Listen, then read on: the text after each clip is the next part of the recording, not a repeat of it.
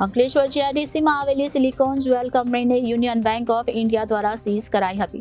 કંપનીના સત્તાધીશે પૈસા ભરી દીધા હોવાના આધાર પુરાવા બતાવ્યા છતાં બેંકના અધિકારીઓએ મનમાની કરી સીલ માર્યું હોવાનો આરોપ કંપનીના સત્તાધીશોએ લગાવ્યો હતો. અંકલેશ્વર જીઆઈડીસીમાં આવેલી સિલિકોન જ્વેલ પ્રાઇવેટ લિમિટેડ કંપનીએ કોરોના કાળમાં નુકસાન થયું હોવાથી યુનિયન બેંક ઓફ ઇન્ડિયા પાસેથી 30 કરોડની લોન લીધી હતી, જે સમયસર ન ચૂકવતા બેંક અને સિલિકોન જ્વેલ કંપનીના ડાયરેક્ટર વચ્ચે કોર્ટમાં કેસ ચાલી રહ્યો છે.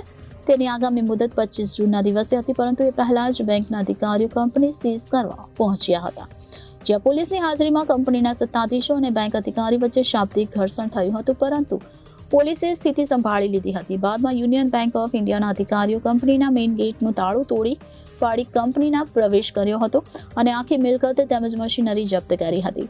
કંપની તરફથી ધર્મેશ પટેલે મીડિયા સાથે વાત કરતા જણાવ્યું હતું કે કોરોના કાળમાં નુકસાન થયું હોવાથી લોન ભરપાઈ કરી શક્યા ન હતા, પરંતુ કોર્ટના હુકમ બાદ લોન પૈકીની 6.5 કરોડની રકમ જે ભરવાની હતી તે બેંકમાં ભરી તેની રિસિપ્ટ કોપી પણ લીધી હતી, જેના ડિમાન્ડ ડ્રાફ્ટની કોપી પણ પાસે છે.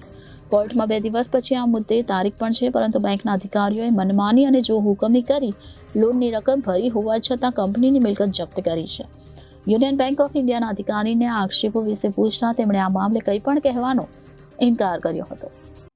Silicon jewel industries private limited અમારી જીતાલીમાં કંપની આવેલી છે. કોરોના દરમિયાન અમારે આર્થિક નુકસાન બહુ ગયું, એના હિસાબે અમારે બેંકના પૈસા ભરવાના બાકી હતા. અમે કોર્ટમાં ગયા, કોર્ટે અમને હુકમ કર્યો કે ભાઈ 6.5 કરોડ રૂપિયા ભરો, તો ટુકડે ટુકડે અમે 6.5 કરોડ રૂપિયા ભરી દીધા છે. છતાં આ લોકો એ સ્વીકારવા તૈયાર નથી. કોર્ટનો હુકમ કોર્ટે એમને 25 તારીખની ડેટ આપી છે, તો બી અમે એમને ઇન્વર્ટ કરાયા કાગળો, તો બી એ લોકો અમારી કંપની સીલ કરવા માટે આવ્યા છે અને જબરદસ્તી કરી રહ્યા છે અને અમારા 200 માણસોની રોજગારી છીનવી રહ્યા છે અને અમારો હિત દુભાવી રહ્યા છે. અને અમારી કંપની 60 કરોડની કંપની એ લોકોએ 18 કરોડમાં કોઈ બીજાને વેચી અને મેળાપીપણામાં પૈસા લઈ અને આ લોકોએ બધું આવું કૃત્ય આદર્યું છે, જે આ તમારી નજર સમક્ષ સ્પષ્ટ છે. આજે તમે બેંકના અધિકારીઓ સાથે શું વાત કરી?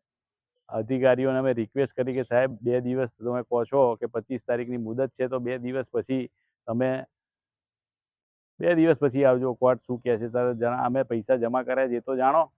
તો એ લોકો કશું સાંભળવા જ તૈયાર નથી અને જો હુકમી કરી અને અમારી કંપનીમાં અંદર ઘૂસી અને દાદાગીરીથી અમારો કબજો લઈ રહ્યા છે.